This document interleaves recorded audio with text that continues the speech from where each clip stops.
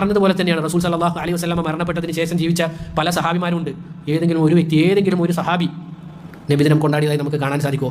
അള്ളാഹുവിൻ്റെ റസൂൽ മരണപ്പെട്ടതിന് ശേഷം 40 വർഷം ആര് ജീവിച്ചിട്ടുണ്ട്? ആയിഷ റളിയല്ലാഹു അൻഹ ജീവിച്ചിട്ടുണ്ട്.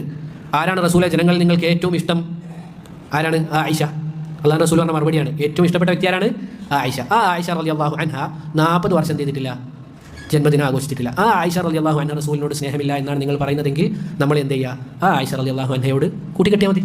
കാരണം ഉമ്മുൽ മുഅ്മിനീനാണ് ആയിഷ, മുഅ്മിനീങ്ങളുടെ ഉമ്മയാണ് ആയിഷ റളിയല്ലാഹു അൻഹ. ആ ഉമ്മയിലേക്ക് നമ്മളെ കൂട്ടിക്കെട്ടിയാൽ മതി. ഞാൻ നേരത്തെ സൂചിപ്പിച്ചതുപോലെ നമ്മൾ ഈ ധരിച്ചിരിക്കുന്ന വസ്ത്രം, നമ്മൾ ഈ നീട്ടി വളർത്തിയ താടി, നിര്യാണിക്ക് മുകളിലുള്ള വസ്ത്രം, ഇത് റസൂൽ പറഞ്ഞതുകൊണ്ട് നമ്മൾ ചെയ്തതാണ്. നിങ്ങൾ കൊണ്ടുവന്ന് നിങ്ങൾ എന്ത് ചെയ്യുക? ഇതാണ് ഉസ്താദേ, ഇതാണ് തെളിവ്, നബിദിനം ആഘോഷിക്കാനുള്ള തെളിവ് ഇതാണെന്ന് പറഞ്ഞു കഴിഞ്ഞാൽ നമ്മൾ ഓരോ ആളുകളും മുൻപന്തിയിലുണ്ടാകും ഇതാഘോഷിക്കാൻ. നമുക്കൊരു പ്രയാസമില്ല. ഈ നീട്ടി വളർത്തിയ താടി ചില ആളുകൾ വീട്ടിൽ നിന്ന് പുറത്താക്കപ്പെട്ടിട്ടുണ്ട്. നമുക്കറിയുന്ന ചില സഹോദരന്മാർ അവർ വീട്ടിൽ നിന്ന് പുറത്താക്കപ്പെട്ടിട്ടുണ്ട്. അള്ളാഹിൻ്റെ ദീൻ മുറുകെ പിടിച്ചതിൻ്റെ പേരിൽ പല ആളുകളും മാറ്റി ഓടിക്കപ്പെട്ടിട്ടുണ്ട്. അത്രയും ത്യാഗം സഹിച്ച് ജീവിക്കുന്ന നമ്മുടെ സഹോദരന്മാരുണ്ട്. അള്ളാഹു സുബ്ഹാനഹു വ തആല അവർക്ക് എളുപ്പം നൽകട്ടെ. അങ്ങനെയുള്ള ത്യാഗം സഹിക്കുന്ന ആളുകൾക്ക് ഇങ്ങനെയുള്ള ആഘോഷിക്കാൻ എന്ത് മടിയാണുള്ളത്, എന്ത് പ്രയാസമാണുള്ളത്?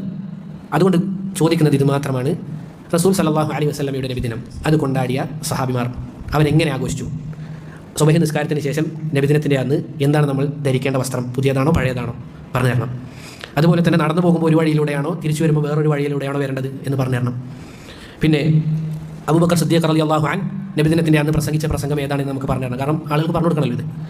അതുപോലെ തന്നെ അന്ന് നമ്മൾ ആടിനെ അറുത്തുകൊണ്ടാണോ ഭക്ഷണം പാകം ചെയ്യേണ്ടത്, അതല്ല പൊതുവേ നമ്മൾ ഉണ്ടാക്കുന്ന ഭക്ഷണമാണ് കൊടുക്കേണ്ടത്? ഇതൊക്കെ നിങ്ങൾ എന്ത് ചെയ്യണം? തെളിവുകൾ നിരത്തി നമുക്ക് പറഞ്ഞു കഴിഞ്ഞ് തന്നാൽ ഇൻഷാ അള്ളാഹ് നമ്മൾ അടുത്താഴ്ച എന്ത് ചെയ്യും? ഈ പള്ളി അലങ്കരിക്കാം. നമുക്ക് എന്തെങ്കിലും ചിലവുണ്ടോ? ഇല്ല.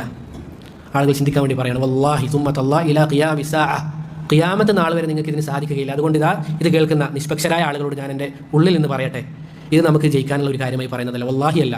നാളെ നമ്മളെല്ലാവരും എന്ത് ചെയ്യും? റബ്ബിൻ്റെ മുമ്പിലെത്തും. അന്നെന്താണ് നമുക്ക് മനസ്സിലാക്കാൻ സാധിക്കുകയും ചെയ്യും. അല്ലാഹു സുബ്ഹാനഹു വ തആല അള്ളാഹുവിൻ്റെ ദീനിൽ, യഥാർത്ഥ ദീനിൽ ജീവിച്ച് മരിക്കാൻ നമുക്ക് എല്ലാവർക്കും തൗഫീഖ് നൽകി അനുഗ്രഹിക്കുമാറാകട്ടെ.